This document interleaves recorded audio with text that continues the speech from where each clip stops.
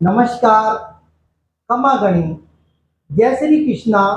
आज हम बातचीत करेंगे सूर्य गोचर के बारे में। आपको पता है, सूर्य ग्रहों के राजा 15 जून को अपनी राशि चेंज करेंगे और 16 जुलाई तक इस राशि में रहेंगे। सूर्य अभी तक चल रहे हैं वृषभ राशि के अंदर और वृषभ राशि को छोड़ करके मिथुन राशि के अंदर आ जाएंगे। हालांकि सूर्य वृषभ राशि में बहुत ज्यादा कंफर्टेबल नहीं होते हैं क्योंकि शुक्र इनका शत्रु ग्रह है, तो उसकी राशि में सूर्य ने अभी तक बहुत अच्छे रिजल्ट्स नहीं दिए। अब वो मिथुन राशि में आ गए हैं जो बुध की राशि है और बुध सूर्य के सबसे अच्छे मित्र हैं।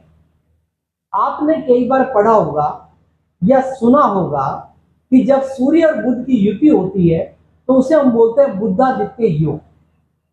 अब देखिए, सूर्य के बारे में एक बात और आती है कि सूर्य एक राशि में एक महीने तक ठहरते हैं, यानी रोजाना 1 डिग्री चलते हैं।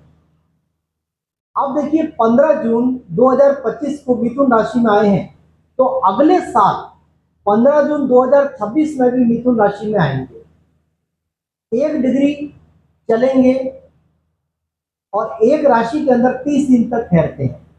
अब आपने देखा, मिथुन राशि में आते ही ये मिथुन संक्रांति का प्रारंभ हो जाता है।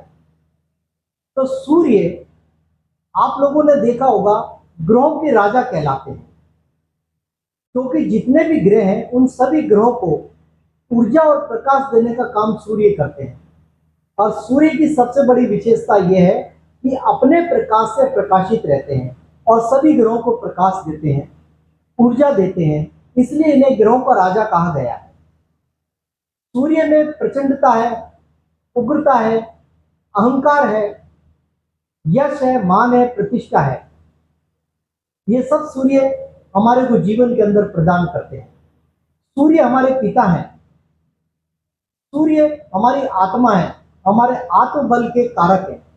सूर्य ही हमारी सरकारी नौकरी के कारक है, हमारी राजनीति के कारक है, हमारे यश मान प्रतिष्ठा के कारक है और समाज में हमारा जो व्यक्तित्व बनता है वो सब सूर्य के कारण बनता है। सूर्य ग्रह में एक सबसे बड़ी विशेषता ये होती है कि यही ग्रह जो है वो हमें चमकाने का काम करते हैं।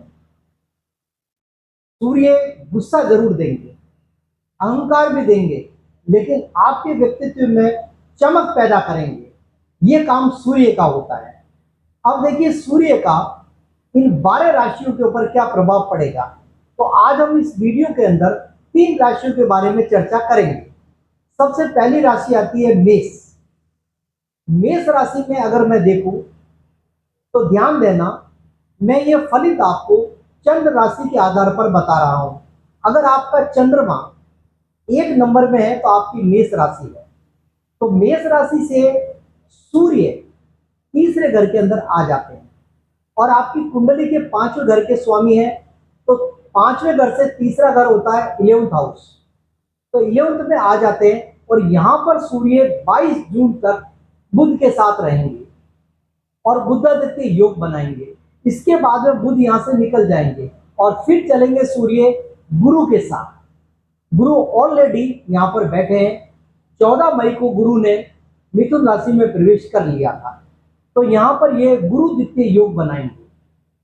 तो ऐसी कंडीशन के अंदर मैं देखूं तो प्रिय मेष राशि वालों, आपके जीवन के अंदर बहुत कुछ चेंज आने वाला है।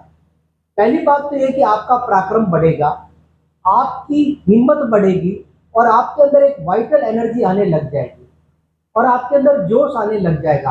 आप ऊर्जावान बन जाएंगे। आपके अपने भाई बहनों से, छोटे जो हैं आपसे, उनसे अच्छे रिश्ते होने लग जाएंगे। मित्रों से भी आपके रिश्ते अच्छे होंगे। यदि आप राइटर हैं या आप यूट्यूब ब्लॉगर हैं या किसी मीडिया से जुड़े हुए हैं तो इसके लिए तो आपके लिए बहुत ही ज्यादा लाभकारी है, क्योंकि बुध के साथ इसका सहयोग आपको धन दिलाता है, यश दिलाता है, प्रतिष्ठा दिलाता है, सब कुछ दिलवाता है। तो इन सभी चीजों को आप ग्रहण करिए, लेकिन ध्यान रखिए, तृतीय भाव में जब भी सूर्य आएगा तो आपका पराक्रम तो बढ़ेगा, पराक्रम के साथ साथ में आप में थोड़ा अहंकार की भावना भी आएगी, तो आप अपने अहंकार से बचिए। देखिए, समाज के अंदर सब कुछ ठीक है, लेकिन अहंकारी व्यक्ति को कोई भी पसंद नहीं करता है। तो मैं चाहूंगा कि आप धन कमाइए, तो धन के स्रोत तो ये बढ़ा रहे हैं आपके लिए। यहाँ पर ये योग आपके लिए बहुत बढ़िया बन रहा है। तो यहाँ पर अगर मैं देखूं तो बुध के साथ ये कॉम्बिनेशन मेष राशि वालों के लिए बहुत ही अच्छा है। प्रिय वृषभ राशि वाले, अगर आपका चंद्रमा 2 नंबर के अंदर है तो वृषभ राशि के लिए सूर्य का ये गोचर क्या प्रभाव लेकर के आएगा, इसके बारे में हम चर्चा करते हैं। तो देखिए, सूर्य आपकी चंद्र राशि से दूसरे घर में आ गए हैं। दूसरे घर में सूर्य बैठना बहुत ही अच्छा होता है, क्योंकि दूसरे घर में बैठा हुआ सूर्य, और वो भी बुध के साथ में 22 जून तक, इसके बाद में गुरु के साथ तो पूरे महीने रहेंगे, 16 जुलाई तक चलेंगे। तो ऐसी परिस्थिति के अंदर ये आपको धन दिलवाएंगे। आपकी कुंडली के अंदर धन के योग बन रहे हैं। आपको मल्टीपल सोर्सेस से धन की प्राप्ति होगी। अगर आप व्यापार और नौकरी के अंदर हैं तो आपके नौकरी और व्यापार में प्रगति होने के योग दिखाई देते हैं, और व्यापार में भी बहुत बढ़िया चलेगा। तो आप इस समय का फायदा उठाइए। सबसे इंपॉर्टेंट बात तो ये है। अब देखिए, सूर्य दूसरे घर में आते हैं। दूसरा घर होता है हमारी वाणी का। तो आपको थोड़ा वाणी पर नियंत्रण रखना है, क्योंकि आपकी वाणी के अंदर एग्रेशन आएगा। हो सकता है कि आप कुछ कटु वचन बोल दें, और ये कटु वचन किसी के लिए हानिकारक सिद्ध हो। इससे बढ़िया है कि आप अपनी वाणी पर पूरा नियंत्रण रखें। साथ ही साथ सूर्य जब भी द्वितीय भाव के अंदर आते हैं तो नेत्र की पीड़ा जरूर देते हैं। हो सकता है थोड़ी नेत्रों में पीड़ा हो जाए, लेकिन ये स्थायी नहीं है, कुछ समय के लिए है। तो हल्का फुल्का आप ट्रीटमेंट लेंगे तो आप इससे बच सकते हैं। अब देखिए, परिवार का वातावरण। तो मैं यहाँ पर देखता हूँ कि जब भी सूर्य सेकंड में होता है तो परिवार के लोगों का आपको सपोर्ट मिलेगा। परिवार के लोग आपकी हिम्मत बढ़ाएंगे और आपके साथ कंधे से कंधा मिला करके खड़े रहेंगे। साथ ही साथ आपको अपने जीवन साथी से बहुत बढ़िया सहयोग मिलता है, क्योंकि जीवन साथी यहाँ पर आपके लिए बहुत ज्यादा सपोर्टिव हो जाएगा। आपकी सेहत बढ़िया रहेगी, कोई दिक्कत नहीं है। कुल मिला के धन के अच्छे योग बन रहे हैं। आप इस समय का फायदा उठाइए। साथ ही साथ समाज के अंदर आपकी प्रतिष्ठा भी बढ़ेगी, मान सम्मान भी बढ़ेगा। तो इन सब का आप लाभ उठाइए। राशि वाले, अगर आपका चंद्रमा 3 नंबर में है तो ये गोचर आपके लिए भी बहुत बढ़िया हो रहा है, क्योंकि ये गोचर हो रहा है आपकी कुंडली के लग्न भाव के अंदर। तो अब आप देखिए कि लग्न भाव में ये गोचर हो रहा है। आपकी कुंडली में सूर्य पराक्रम भाव के स्वामी हैं, और वहां से ये लग्न भाव के अंदर आ जाते हैं। तो लग्न भाव में जब भी सूर्य आते हैं तो ऐसी परिस्थिति के अंदर आपके अंदर थोड़ा अहंकार, थोड़ा गुस्सा जरूर देंगे, और पसीने की शिकायत भी आपको रहेगी। लेकिन यहाँ पर सूर्य आने से आपका व्यक्तित्व बढ़ेगा, आपका ऑरा बढ़ेगा, समाज में आपकी कीर्ति बढ़ेगी, आपको यश, मान और प्रतिष्ठा की प्राप्ति होगी। साथ ही साथ धन भी प्राप्त होगा, आपका ऑरा बढ़ेगा। सबसे बड़ी बात ये होगी कि आपका इतना जबरदस्त प्रभुत्व बढ़ेगा कि आप किसी के सामने जाकर के खड़े हो जाएं और अपने काम के लिए कहें तो सामने वाला व्यक्ति आपको मना नहीं कर सकता। इतना जबरदस्त आपका ऑरा हो जाएगा। तो ऐसी परिस्थिति में आपको धन भी मिलता है, मान सम्मान भी मिलता है, यश कीर्ति भी मिलती है। तो आपको आगे बढ़ना चाहिए। और इसके अलावा अगर मैं देखूं तो यहाँ पर सूर्य कभी कभी जो है बैठ करके सिर दर्द की शिकायत देते हैं। ये एक मामूली शिकायत है, तो इसके बारे में आप बिल्कुल भी ज्यादा चिंता मत करिए, क्योंकि इसमें कोई ज्यादा इश्यूज होने वाले नहीं है जीवन के अंदर।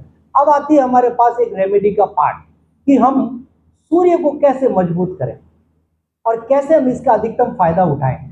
देखिए, सूर्य के लिए कुछ सिंपल उपाय हैं जिसको हमारे पूर्वज करते आ रहे हैं और हम भी करते हैं। तांबे के लोटे में जल लीजिए, उसमें कुमकुम डालिए और सूर्य भगवान को रोजाना जल अर्पित करिए। सबसे बढ़िया उपाय ये है।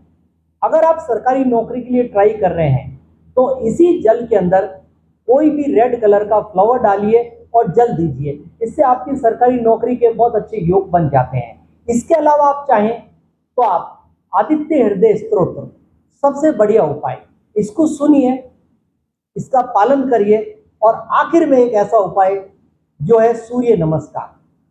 सूर्य को मजबूत करने के लिए सबसे बढ़िया उपाय और कारगर उपाय होता है सूर्य नमस्कार। इसको आप अपनी डेली रूटीन के अंदर शामिल करिए और आगे बढ़ते जाइए। अब लास्ट में मेरा आप सभी से नम्र निवेदन कि मेरे चैनल को सब्सक्राइब करिए, शेयर करिए और अपने अच्छे कमेंट्स दीजिए। और सभी भाइयों से एक निवेदन और, नीचे मेरे व्हाट्सएप नंबर दे रखे हैं, आप अपना एक प्रश्न मेरे व्हाट्सएप नंबर पर निःशुल्क पूछ सकते हैं। मेरे से 500 से ज़्यादा लोग जुड़ चुके हैं जो अपने प्रश्न पूछ चुके हैं और मैंने सभी के प्रश्नों का उत्तर दिया है। आशा करता हूं आप भी ऐसा करेंगे, आपको एक दो दिन में इसका उत्तर जरूर मिलेगा। इसके बारे में आप चिंता मत करिए, आप अपने डिटेल्स दीजिए, date of birth, birth time and birth place. उसके बाद में 2-3 दिन बाद में आपको इसका आंसर मिल जाएगा और साथ ही साथ आप अपना क्वेश्चन जरूर लिखिएगा। धन्यवाद।